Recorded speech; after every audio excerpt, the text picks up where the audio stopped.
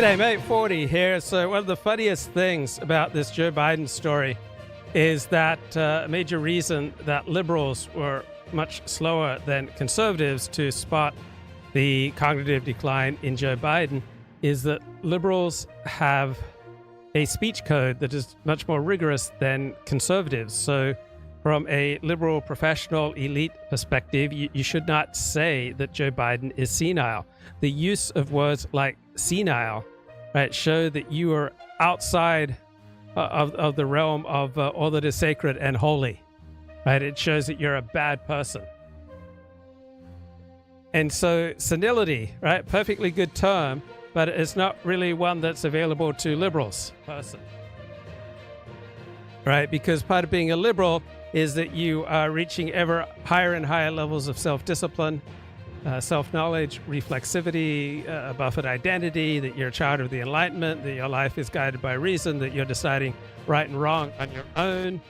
And there are all these insensitive terms that you're just not supposed to use as a good person, right? Use of the word senile, right? That marks you out as a bad person. And senile is the easiest, most immediate word that comes to term with Joe Biden's condition. Cognitive decline does not trip off the lips nearly as easily as senile. So conservatives back to 2018 were able to see that Joe Biden was senile, but liberals did not have that verbal metaphor for reality available to them. Words are metaphors for reality. Senile is a pretty doggone good metaphor for reality that captures what's going on with Mark Halperin is the leading political analyst and reporter in the United States, and he saw as early as 2018 that Joe Biden was in significant cognitive decline. He did a live stream today. What I'm reporting now is, despite the widespread view that I had and others, that President Biden was never going to leave the race. Right. So 2 days ago, Mark Halperin had the view that Joe Biden was not going to lead the race. And so how does someone who knows 100 times more about American politics than me get this wrong? And why do I get it right that Joe Biden is going to quit the race? Because I had a concept that was more useful than Mark Halperin's concept. So Mark Halperin's concept was precedents, bylaws, rules, the characteristics of how political campaigns operate in America. I had the concept of situation, right? So when the situation is intense enough, everything that we have taken for granted will change, right? Under a sufficiently stressful situation, right? Precedents, bylaws, laws, right? Traditions will all go by the wayside because most people will put a primary value on survival over precedent. Most people will value survival even higher than law. Most people will value survival even higher than democratic norms. Most people will value precedent higher than bylaws and precedents and laws and traditions and democratic norms and democratic values. All right, people most want to survive. And so the situation was dire enough, I saw, that overturning all the bylaws, all the precedents, all the traditions, all the folkways, all the byways, all the highways, all the ways that the Democratic Party has selected a president will be overthrown once it became so startlingly clear on Thursday night that Joe Biden was not up to running for president of the United States, let alone operating as president of the United States. So the situation is often more important than knowing all the laws, all the precedents, all the procedures, all the way things are done before. Right? Who is the boss? Right? Is it the law? Is it the precedents? Is it bylaws? Is it traditions? Or is the boss the situation? And this situation with the Democrats and Joe Biden's cognitive decline is so dire that everything else must be swept away to enable the Democrats to have a sense that they might possibly survive this impossible situation they find themselves in. And that, at a minimum, he had bought himself time through this interview. What I'm now reporting is that senior people on his campaign and senior people on Capitol Hill no longer believe it's tenable for the president to continue. Their belief is based on a variety of things, which I'm going to tick through. But it's quite a change from my view and my sources' view from 48 hours ago, when many people thought that I trusted that he would be able to power through this. The reasons, as I say, for the change vary from person to person. But whether it's a senior person in the Biden world, either a campaign staffer or a friend of President Biden's, or it's a senior leader on Capitol Hill, the universe of things they're keying off of is pretty similar. And again, I'm going to run through them and not attribute them to any particular individual, but just know that it applies to many people who are supportive of Joe Biden personally, who think what's happening is tragic, who aren't crazy about the alternatives to Joe Biden being the nominee. But again, what unites them is the belief that it's untenable that he goes forward. They all believe he's not there yet. They all believe it's going to take some time for him to get there. We'll talk about that. But let me run through the reasons. First of all, the bad press over the last few days could have been worse had his campaign team not done a lot of handholding. But the bad press generated by the president himself has really freaked out these people. And they don't think it's going to end. Remember, the premise of this campaign was whichever candidate was in the news more was going to lose between Trump and Biden. And these people, my sources say, when's Joe Biden going to get out of the news? This goes on forever. And Donald Trump could probably shoot 50 people on Fifth Avenue and it wouldn't be the lead story. Number two, there are going to be a lot more stories about the president's mental health. You've already seen now some revisionism from my colleagues saying, well, this has been happening for months and months, and we knew all along.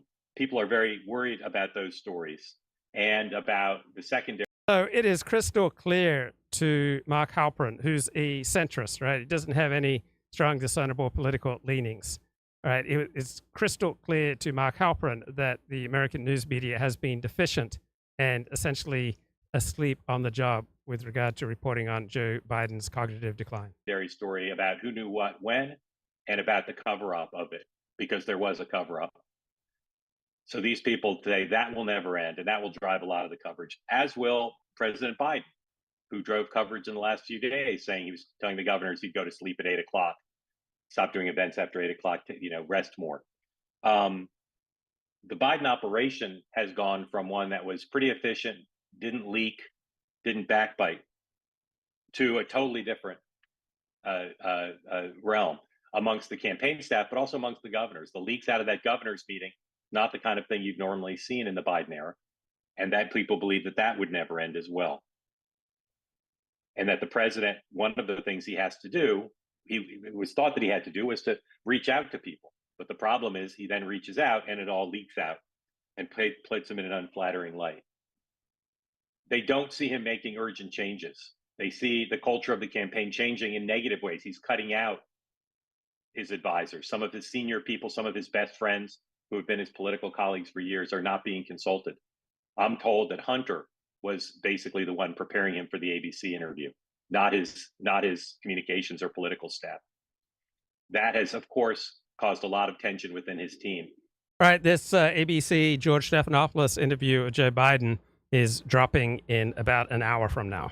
And of course, uncharacteristic for Joe Biden, he's big on privately blaming the staff. 40 minutes from now, and just imagine turning to your crack addict son for the great advice before a key interview. Things go wrong, but the public blaming of the staff for the debate prep has also shattered the culture of the campaign. I mean, if your community is troubled by a string of crimes committed by gypsies, all right, not using the term gypsy doesn't do you any good. All right, if there's a particular group committing a disproportionate amount of a crime, not noting that uncomfortable reality is going to put you at a disadvantage to assessing reality. And this is the disadvantage that liberals face. Mark Thomas says in the chat, modern liberalism is an ideology that forces you to deny reality. They want to see him do more, and they think what he's already failed, going to Delaware after he goes to Wisconsin to hang out in Delaware for a day and a half. They don't like that. Announcing that they're going to be events in the battleground states rather than doing them beyond the two he's got scheduled, or at least putting specifics on them. Very much troubling to people. They'd like to see him shake up the campaign, bring in Rahm Emanuel from Japan, bring in Michael Hooley, bring in David Plouffe, do something. None of that. They look at how he's dealing with this crisis as passive, and they look at it as indicative of his inability to do more, and that reinforces their belief that, in fact, he's had a severe cognitive decline. The radio interview and the event he did yesterday, he did 2 local radio interviews and the 4th of July event. Those did not reassure people. They weren't a disaster, but again, they did not see in those the indications that he's fighting hard enough, or that he's got the capacity to focus to undo the damage done by the debates. I'm going to come to the overflow. So, the governors were Joe supportive Biden to an extent. With announced at his rally today in Wisconsin that he's going to come in the overflow room. Statements, but as we talked about, they leaked, and a lot of the governors left the meeting unsettled. Fundraising. You've all seen the stories about major donors and Hollywood donors and business donors saying, we're not giving to this campaign anymore until Biden, we're not going to give anything until Biden quits. The small dollar donations, I'm told, were also going dry after doing very well immediately after the debate. But again, they believe the president will find it untenable to go forward without small dollars or large dollars. The most important factor in the belief of the people on the Hill and at the White House is the Congress. Chuck Schumer, I'm told, has believed for quite some time that this is untenable and has started to make that clear to people. Hakeem Jeffries has done what everyone. So about on Sunday, I believe, I was noting that Chuck Schumer, Senate Majority Leader, had not come out on TV in support of Joe Biden. So Chuck Schumer knew from the day of the debate a week ago that Joe Biden was going to have to drop out of the race. And so when Hakeem Jeffries and Chuck Schumer bring this to Joe Biden, that's the time when he will bow to reality and drop out. Everyone described to me, including people on Schumer's team, as a masterful job of keeping House Republicans en masse from coming forward. But given the unhappiness that exists on the text change and other communication that members have been doing, they believe that when Congress gets back next week, that again, it will be untenable for the president to continue in the face of a lot of questions that will extend beyond he shouldn't be the nominee to, again, how did this happen? Schumer and Jeffries don't believe they can hold the flood back. And they believe, and the strategists believe, for the House and Senate on the Democratic side, I'm told, that while Kamala Harris, who we'll get to in a moment, is not a perfect candidate and that there's a lot of questions about her, but they believe she'll at least bring some energy to this, a turn of the page. She's not going to put any red states in play. She'll gain some votes that Joe Biden wasn't getting. She'll lose some white men and other groups that he was getting. But they believe that if she does a good job, a decent job, that if she picks a good running mate, and if she runs a good race, a lot of ifs, that she could do better than Joe Biden, and that she won't hurt them as much, that the negatives that she brings will not hurt their Senate and House candidates as much. And as you all know, that's what they're more concerned about. They don't think Joe Biden is going to win the White House. Most of them didn't think he was before. All right, they want to do everything they can to try. There are lots of delusions on all sides. It's not like conservatism or Christianity or Orthodox Judaism are just nailed down ways of consistently apprehending reality. So Trump supporters who believe that Donald Trump's playing 3D chess, right, that was revealed as a delusion when once Donald Trump took office, it showed he was not very good at running things, all right? He is not a skilled and effective executive. And so too, people supporting Joe Biden, they were also revealed to be completely deluded. So lots of delusions all around. Biden win as much of the House and Senate races as they can, and maybe even win a majority back in the House, maybe hold the Senate under some circumstances. They would prefer, I'm told, her dysfunction to his, because they think hers has at least some upside and they don't see any for him. Timing, I have no idea, and my sources don't either. They all emphasize that Joe Biden is going to need time to figure this out for himself.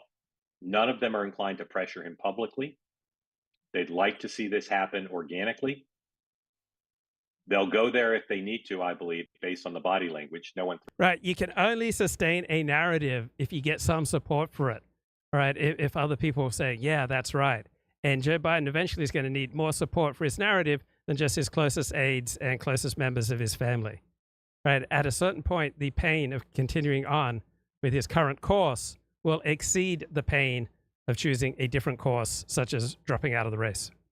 Threaten that to me. But they think it will happen. Is that 2 weeks, a week, 5 days? I don't know. Will Kamala Harris be the designated nominee? I believe she will, for three main reasons. Number one, it'll be very difficult in this party to bypass her, and she wants it, so she wouldn't step aside. Okay, why will it be so difficult to bypass her in this party? Because the essence of woke is that there are sacred groups that are off limits to public criticism, right? And Kamala Harris is ascribed to the Asian, to the female, and to the black group. And therefore, because she's a little bit black woman, right, former mistress to Willie Brown, who flew on Donald Trump's plane when she was Willie Brown's mistress, right? But because she's a black woman, for Democrats, that makes her sacred, even though she's a terrible politician. Number two, no one has emerged really as a consensus obvious other choice. And I'm told that most of them are not interested in trying to raise money, build a campaign, and withstand the assault of Donald Trump. So I'm not sure if Harris stepped aside that you'd have as many takers as people think. But the notion of challenging her for it, I'm told, given that most of them aren't interested in it, I think she'll largely be unopposed. And finally, it's just the easiest thing. She gets the money. Most campaign finance lawyers think she can keep the money. Other people wouldn't be able to keep the money. A lot of the Biden people who don't particularly have a good relationship with her are thinking seriously about if she asked them to stay on, would they? So she probably will inherit at least some staff. Who would her running mate be? I've heard a lot of people with a lot of speculation. So on a basis of pragmatism, the Democrats would be best served by having a governor such as Gretchen Whitmer or Josh Shapiro. So Whitmer is in Michigan, Shapiro's in Pennsylvania. If the Democrats are going to win, they're going to have to win Michigan and Pennsylvania. So as the lead executive, choose someone with executive experience. That would seem to be the pragmatic choice, the most likely way that the Democrats can win the presidential election. Some people think Shapiro is the obvious choice, or other people think Shapiro would be a disaster, that a black woman. So yeah, Gretchen Whitmer, when she was put under pressure during COVID, she did not handle it particularly well. So we haven't seen Josh Shapiro under that much pressure, so we have no idea if he can handle it. Woman and a Jew are a little bridge too far. The best thing I've heard, and again, I've known nothing from her team because they're not playing on these questions about who she'd actually consider or pick. But the best thing I've heard so far, to my sensibility, is Governor Whitmer. Just say two women on the ticket and just see if Donald Trump can withstand running against two women. Lastly, everybody asks, will he continue as president? Who would really think that Donald Trump would have particular difficulties running against two women? I don't see any particular difficulties there. But women also belong in the sacred category of wokeness, particularly if they're minority. So they need to be held exempt from public criticism, which does not exactly breed excellence, right? To be excellent, you have to be able to listen to criticism and to adapt it where you feel like it's accurate. It is the conventional wisdom amongst Republicans and the media that it's impossible for him to stay on as president. I'd strongly assume he's going to stay on for a couple of reasons. One is it'd be way too abrupt for him to leave, and he thinks he can do the job just fine. In addition, the notion that Kamala Harris, whose greatest weakness, if she embarks on this, is her ability to manage people and get along with people who work with her and for her. The notion that she could be president, commander-in-chief, and presidential candidate against Donald Trump is far-fetched to me. Seems setting her up for failure. Okay, I think that's too harsh. I love Venn diagrams. I really do. I love Venn diagrams. It's just something about those three circles and the analysis about where there is the intersection, right? Yeah, I see people that you agree with me, right? So, okay, so I asked my team, I brought props. I love Venn diagrams. Okay, sounds like a formidable campaigner. So my expectation is if he does decide to withdraw as a nominee, he will stay on as president. But I could be wrong, because I was definitely wrong about whether he'd step down. And again, He hasn't decided to, but based on what his senior team, members of his senior team think, and based on what I'm hearing from Capitol Hill, the expectation is widely held that he will, before too much longer, reach that conclusion, regardless of how he does at this event in Wisconsin that's about to begin, regardless of how he does in the Stephanopoulos. Right. There's only so much humiliation any of us can take before we change course. Right. Some people, a little bit of humiliation and they quit. Other people can deal with substantial amounts of humiliation, but eventually at a certain level of humiliation, we all quit and change course. And this is what Joe Biden faces. Interview. There are some great people on this call who I. Right. There is a ridiculously hot conservative commentator, Sarah Isgur, right? She's Jewish. She went to Harvard. I'm not going to go on about how hot she is. She's a 41-year-old woman, a mother of two. She's married for a second time to some high-level attorney. She does podcasts over at The Dispatch, which is a group of Never Trump Republicans. Here she is talking to Stephen Hayes and Jonah Goldberg. Did the media cover up for Joe Biden, or are they just bad at their jobs? He just became not up to the job today or whatever day he resigns. There would then be all these recriminations of how long was he basically not acting as president? How long did Harris know he couldn't really act as president? Who was the acting president during those times? That would hurt the Democratic Party as well. I think that's a problem for Harris, by the way.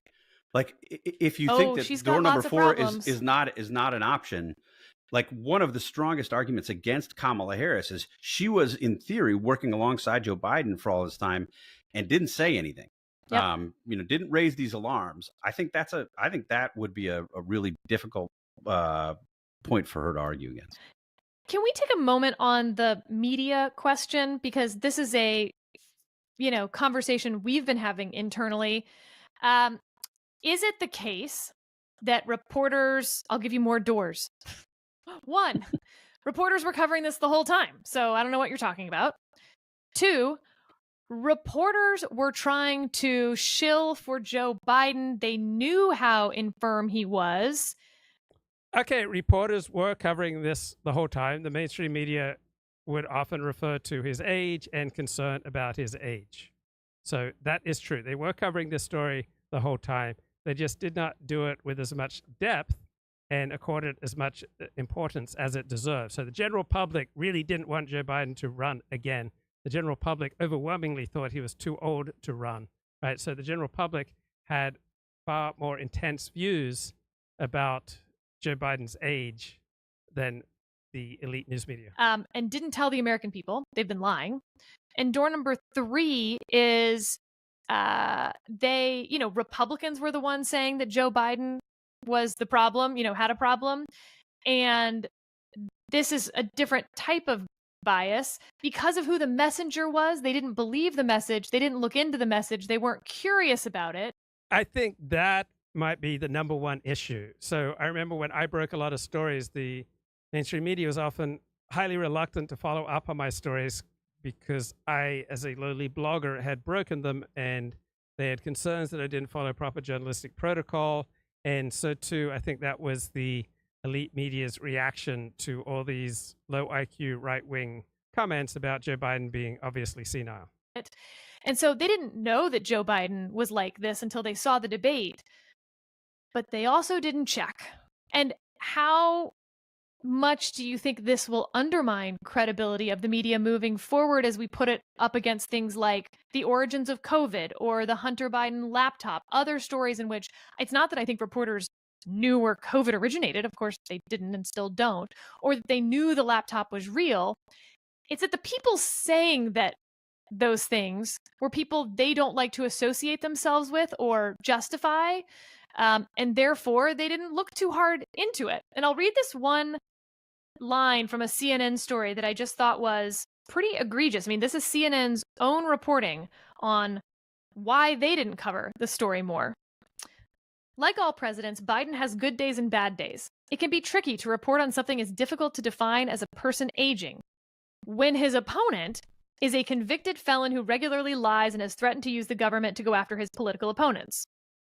Why would it be more difficult to report on someone's aging because of who they're running against. It's totally irrelevant to getting the story, except if you think you don't want that story out there because it could help his opponent, in which case we get into this sort of activism journalism problem. And I know, Steve, you think about this so much and so often. So which one do you think is more accurate in terms of, the third option, I think, is the most accurate. What reporters knew and when they knew it? Yeah, so I think it's somewhere in the middle. But I don't think either side, I mean, this is sort of goes back to Jonah's rejection of monocausal explanations for everything. I think there are multiple causes. If you look at what reporters did to cover Biden's age question, some reporters covered it, right? We've mentioned here 2 years ago, Jonathan Martin and Alex Burns wrote this book in which they covered it. They came on the Dispatch. Peter Baker of the New York Times covered the story in 2022. Wall Street Journal did a big story on this about 5 weeks ago. Podcast talked about it at length. Alex Burns said this is in April or May of, I think it was in May of 2022. Said this is a massive concern for Democrats, right? Biden's age and mental acuity problems, massive concern for Democrats. He said that 2 years ago. So there was some reporting on it. The Wall Street Journal has done reporting on it. The New York Times has done some reporting on it. The problem is, I think the reporting hasn't been as vigorous as it could have been. And it was often sort of counterbalanced by skepticism, exactly along the lines of what you say, Sarah, where, Republicans were making this a big deal, and the Trump world was doing this. Fox News was, of course, obsessed with the Biden age question. And there's this instinct, I think, from most Republicans, because they're on the left, to be defensive about that. And most reporters to be defensive about that. And I think we saw evidence of that. But there is also, I mean, this was, I did this podcast with Tim Miller at the Bulwark after we wrote our editorial in March, in which we argued, in effect, Donald Trump is a manifestly unfit to be president of the United States. So the right-wing media has been absolutely pathetic in their own ways, pushing anti-vaccine stories, their skepticism of public health pronouncements about COVID was sometimes right, but I'd say they were 2 to 1 wrong with regard to public health measures and COVID. They did a terrible job substantiating claims of voter fraud for the 2020 election. So it's not like I think that the right-wing media always gets it right, and the retarded liberals, they always get it wrong. He's a unique threat to the Republic, but Joe Biden isn't the answer. And we took some grief, and we said Joe Biden, his biggest mistake as president has been not stepping aside to let somebody else do the job, because it was pretty clear that he can't do the job. We had policy differences with him. We listed those policy differences. But the big problem was he was showing obvious signs of mental challenges, cognitive challenges. And Tim's counter argument to me was, hey, no, that doesn't, you sort of need to either be for Biden or you need to be for Trump. And if you're not for Trump, you have to get behind Joe Biden. And we had this big discussion. It was a very interesting discussion. And I hope I'm characterizing Tim's view correctly, where he said, in effect, like, you got to sort of be on a team or not be on a team. And, we talked about some of the ways that people who are pro-Trump might approach these questions exactly along the lines of what you just read from the CNN report. And Tim conceded, yeah, does that mean sometimes that they would have to gild the lily? I think that was his exact phrase. And he said, yes.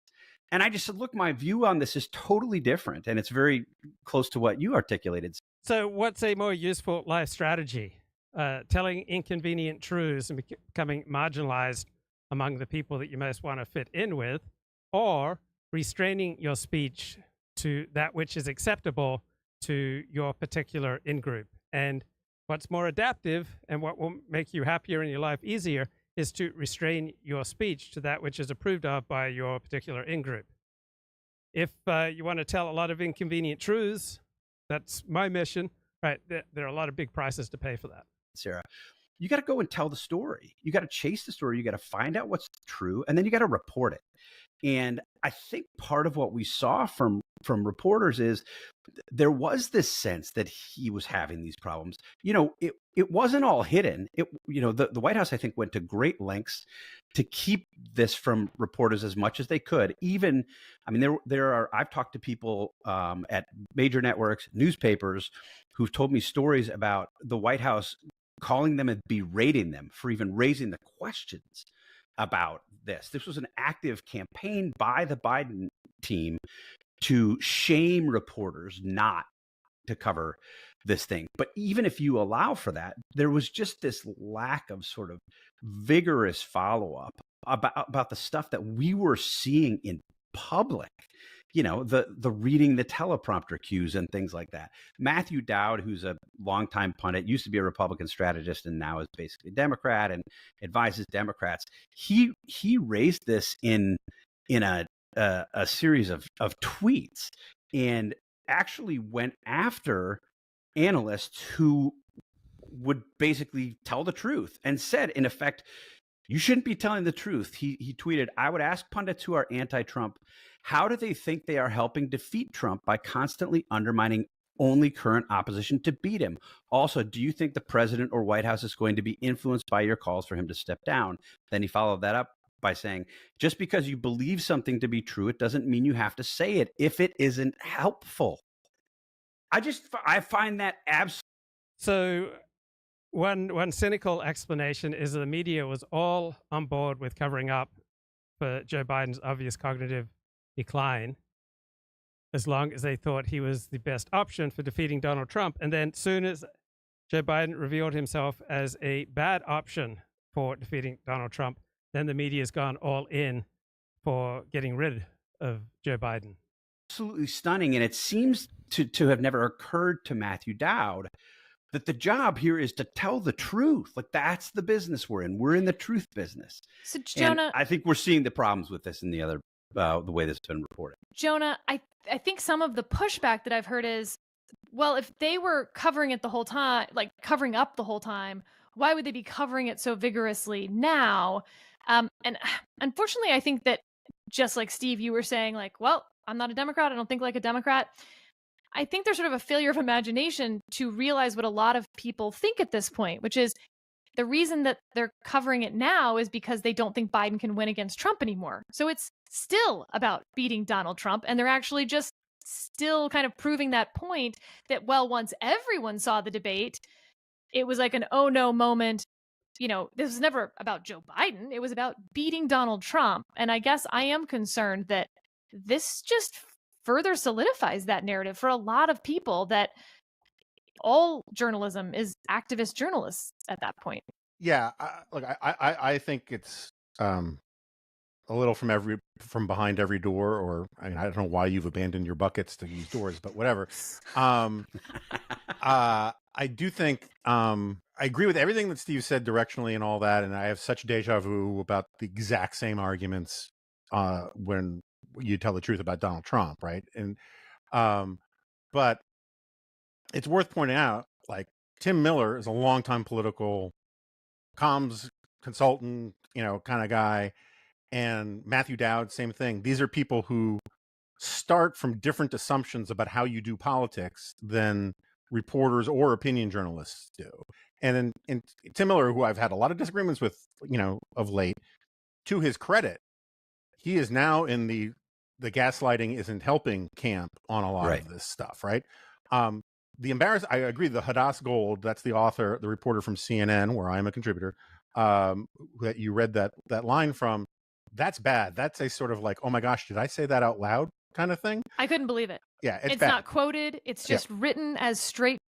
So apparently Joe Biden sounds vital and 100% there in these new ABC clips. But I don't think it matters anymore. Joe Biden is toast. This George Stephanopoulos interview is not going to save him. Journalism. Yeah, I think it's very bad.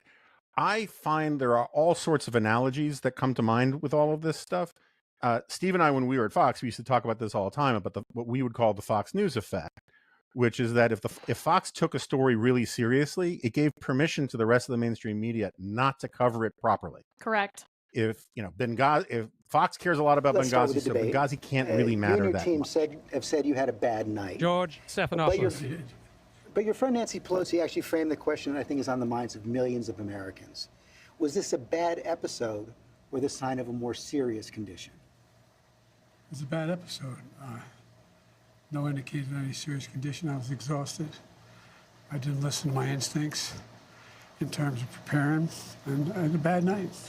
You say you were exhausted, and I know you've said that before as well, but you came, and you did have a tough month, but you came home from Europe about 11 or 12 days before the debate, spent 6... Oh, he looks absolutely frozen, right? And his voice is weak, right? This is not gonna save him, right? He still seems to have all the characteristics of Parkinson's or the equivalent, right? We saw this debate and we had no idea.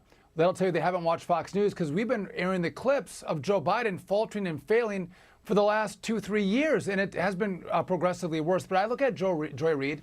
I thought she was great. She said what all these liberals in the media actually believe. She put it into words, and that's about 30% of America. You can't win with a corpse and 30% of the vote. You got to win 50 plus 1, and they can't do that with Joe Biden. And so I think the question, Jason, is from now to election day and never get up off a chair. Let me rewind this a little bit.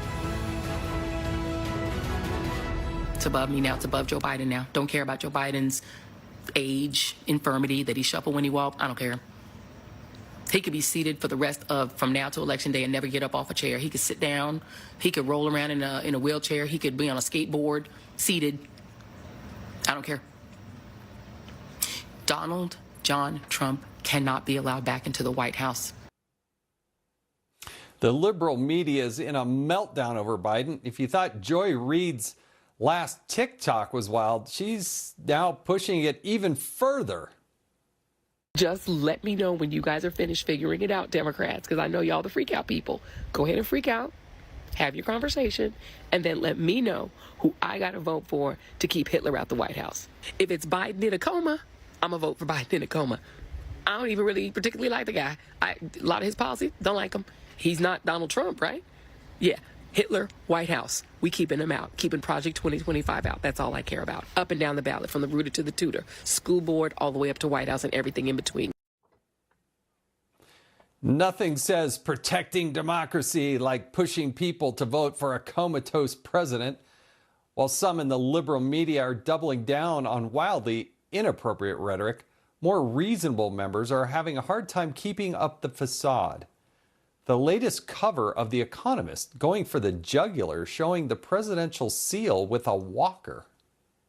I watched the debate like millions of Americans and was shocked to see a befuddled old man struggling to recall words and facts. Unfortunately, and this is brutally true, the passage of time goes one way, and the impact on mental acuity really only goes one way. And I think that's the reason that we wrote what we did, which was pretty tough, I admit. And that's because this is the toughest job in the world. And you can't run a presidency on auto cue.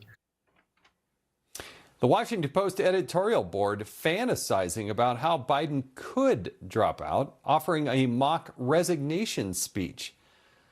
The Associated Press, on the other hand, still clinging to their protect Biden at all cost model with this headline: Biden at 81, often sharp and focused, but sometimes confused and forgetful.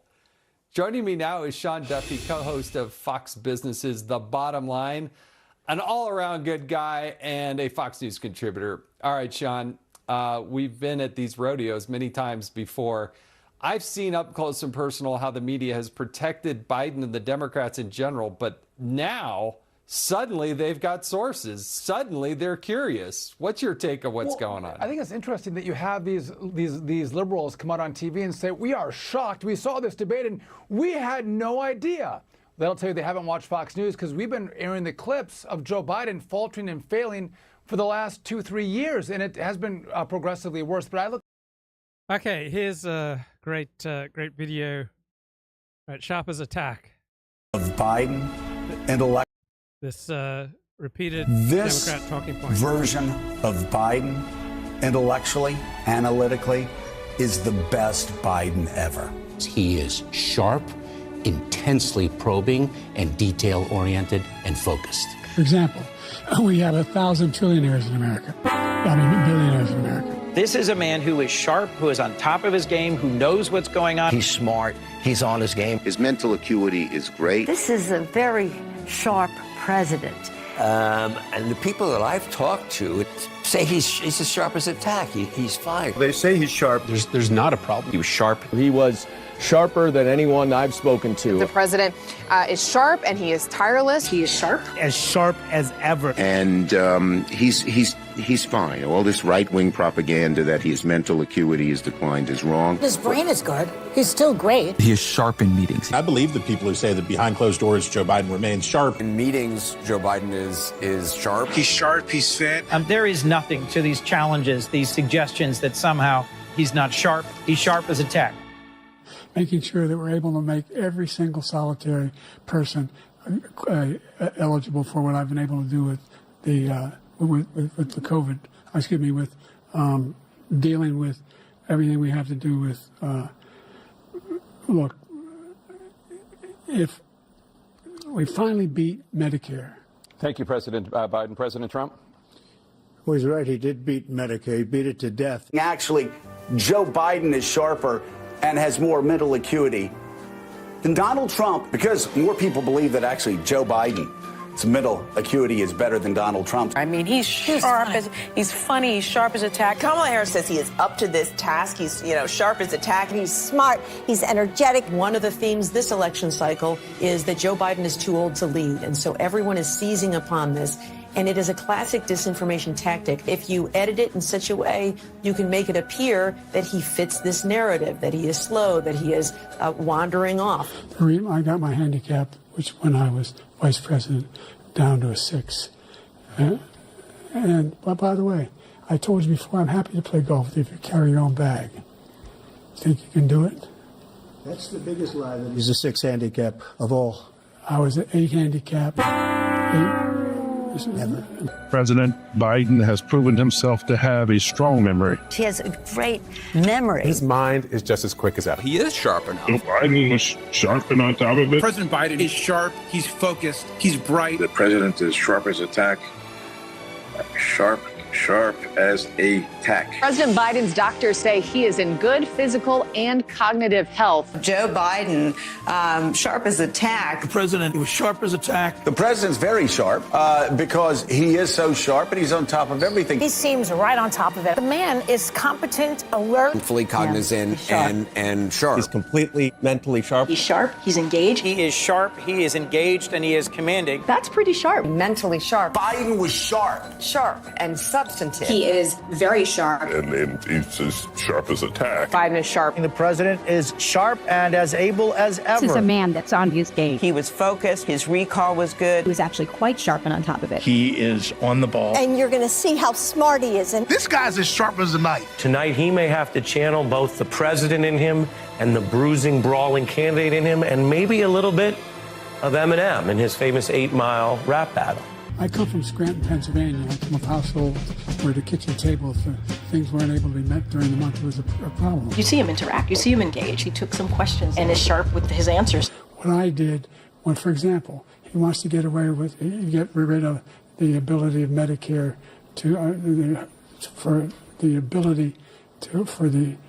He's actually perfectly sharp. He's totally focused. He's very sharp. And the proof is in the performance. I made sure every company in the world, every pharmaceutical company, cannot have to pay. And by the way, So every day, millions of Americans. I'm telling you, this guy's tough. He's smart. He's on his game. And there's no question that Biden presents stronger, younger, more energetic. The president has no impairment. I see his vigor. I see his energy. I say his age is an asset. He's wise. Yes, he's wise. He has wisdom. He's at the top of his game. I think he's better than he's ever been.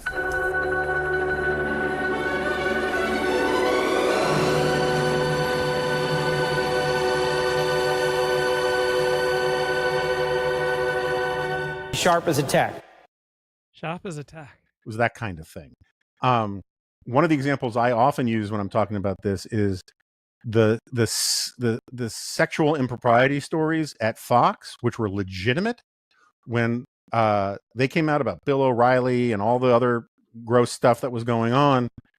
The reaction from a lot of the gitchy goo media critics and reporters was to say, my gosh, see, this proves how gross Fox is.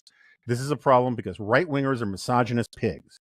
And because they couldn't muster the imagination to think, maybe this has more to do with just like powerful men in media, across the media, regardless of ideology. It took a couple more years before the Me Too stuff came out, where it turned out that, oh, look at all these scummy guys on, for classic liberal guys. We're bad dudes too. And we find this with like the border. I think there was a lot of poo-pooing at the idea there was a crisis at the border. And then all of a sudden, when it became impossible for Biden politically not to say there was a crisis at the border, all of a sudden, a lot of journalists started calling it a crisis at the border. So, I think one of the things you got to tease out is like, if we just say blanketly the media, you're going to be unfair to some people because some people in the media behave responsibly, and all people like Matt Dowd, he had partisan brain when he was a Republican, and now he has partisan brain because he's a Democrat. But I think back, Jake Tapper, who I think has been doing a really aggressive and good job in the last week since the debate.